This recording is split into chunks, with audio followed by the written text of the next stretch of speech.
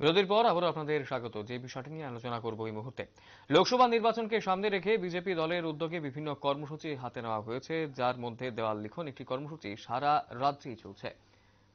মুখ্যমন্ত্রী থেকে শুরু করে রাজ্য সভাপতি সবাই দেওয়াল লিখন কর্মসূচিতে অংশগ্রহণ করছে। পিছিয়ে নেই খোয়াই মণ্ডল কমিটি। আজ খোয়াইয়ের 34 ও 35 বুথে অনুষ্ঠিত হয়েছে এই কর্মসূচি। উপস্থিত ছিলেন বিজেপি দলের রাজ্য নেতৃত্ব রতন ঘোষ, বিজেপির খোয়াই মণ্ডল সভাপতি সুব্রত মজুমদার, জনজাতি মোর্চার রাজ্য নেতৃত্ব রমেন সাঁওতাল সহ বিজেপি দলের অন্যান্য নেতৃত্বরা। আলোচনা রাখতে গিয়ে রতন ঘোষ জানিয়েছেন, আগামী লোকসভা নির্বাচনে ত্রিপুরার দুটি আসনকে প্রধানমন্ত্রী নরেন্দ্র মোদীকে উপহার হিসাবে দেওয়া হবে, এমন কথাই কিন্তু জানিয়েছেন তিনি।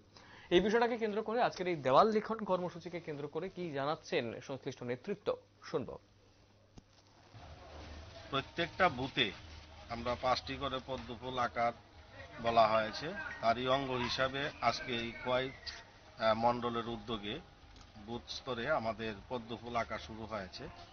আমাদের 34 এবং 35 নম্বর বুথে আজকে পদ্মফুল আঁকা শুরু হয়েছে। তো এখানে মোদিজির আমাদের যে নারা সবকা সাথ, সবকা বিকাশ, সবকা বিশ্বাস এবং সবকা প্রয়াস, এই মন্ত্র লক্ষ্য রেখে আজকে আমাদের এই কর্মসূচি শুরু হয়েছে। আমাদের ত্রিপুরা রাজ্যে 3328টি বুথ আছে। প্রত্যেকটা বুথে ন্যূনতম 5টি করে পদ্মফুল আঁকা হবে। আগামী 2024-এ আমরা মোদিজিকে ত্রিপুরা রাজ্য থেকে পূর্ব এবং পশ্চিম আসন, দুটি আসন আমরা উপহার দিতে যাচ্ছি এবং যশস্বী প্রধানমন্ত্রী আবার দিল্লির আমাদের প্রধানমন্ত্রী হবেন, এটা আমাদের অঙ্গীকার। এবং আমরা সমগ্র ভারতবাসী গর্বিত, যেমন একজন আমরা প্রধানমন্ত্রী পেয়েছি যার নেতৃত্বে আজকে সমগ্র ভারতবর্ষের পিছিয়ে পড়া মানুষের উন্নয়ন হচ্ছে।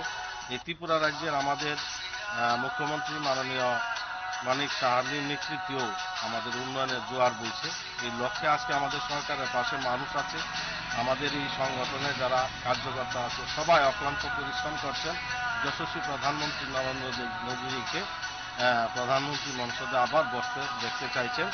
এবং আমাদের এই সঙ্গে আজকের এই কর্মসূচিতে সঙ্গে আছেন আমাদের মণ্ডল সভাপতি মাননীয় সুব্রত মজুমদার মহোদয়, আমাদের 34 এবং 35 নম্বর বুথের মাননীয় 2জন বুথ সভাপতি আছেন। সমস্ত কার্যকর্তারা মিলে আজকে আমরা এই কর্মসূচিতে অংশগ্রহণ করেছি।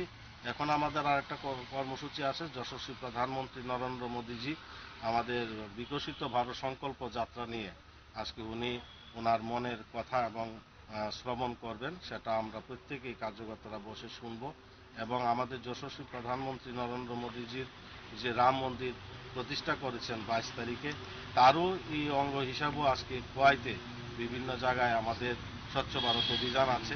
আমাদের এই টানা লোকসভাব্যাপী এই কর্মসূচিগুলিতে আমরা যেগুলি দেখছি, এলাকার মানুষ জনগণ সবাই মিলে আমাদের এই সরকারের পাশে এবং নরেন্দ্র মোদীজির পাশে আছে। আগামী দিনে আমাদের 24-এ লোকসভা নির্বাচনে যশস্বী প্রধানমন্ত্রী আবার ভারতবর্ষের। আপনারা আসলে সংশ্লিষ্ট নেতৃত্ব কি জানিয়েছেন এই বিষয়টাকে কেন্দ্র করে, এবং তার পাশাপাশি এই মুহূর্তে লোকসভা নির্বাচনকে সামনে রেখে বিজেপি দলের উদ্যোগে বিভিন্ন কর্মসূচি যেমন ভাবে নেওয়া হয়েছে, দেওয়াল লিখন এমন একটি কর্মসূচি বিভিন্ন সারা রাজ্য জুড়েই কিন্তু চলছে।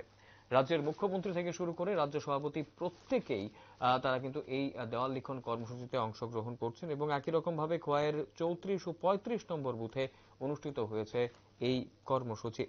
বিজেপির খোয়াই মণ্ডল সভাপতি সুব্রত মজুমদার, জনজাতি মোর্চার রাজ্য নেতৃত্ব রমেন সাঁওতাল সহ বিজেপি দলের অন্যান্য নেতৃত্বরা উপস্থিত ছিলেন এই কর্মসূচিতে। সময় ছোট্ট বিজ্ঞাপন বিরতির, রয়েছে অন্যান্য সংবাদ, সঙ্গে থাকবেন।